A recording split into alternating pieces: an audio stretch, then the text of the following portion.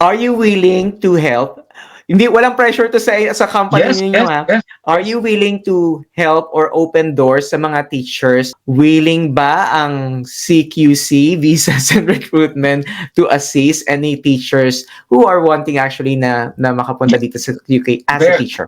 yeah, very much willing. Dahil sa ngayon, meron kaming kinakausap. I think meron kaming dalawang companies. Hindi prank call yung ginagawa niya mga ka-firsters ha. Ang ginagawa niya talaga, tumatawag siya sa mga agencies para makita kung ano yung kailangan ng mga Pinoy. Nakapagtrabaho ako sa isang immigration law firm sa London. Ito yung nagbukas ng opportunity para malaman ko na paano ba nakakapunta ang mga Pilipino dito sa UK, for example. Kung knowledge namin is meron din po kaming mga ka-partners na barrister and solicitor. So, valid naman yung mga binibigay naming information sa aming channels po at saka sa aming agency.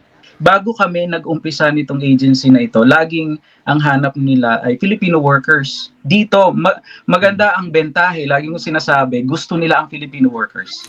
Possible job na pwede ako para makapunta lang ako dito sa UK? Pwede ba Yes. yun?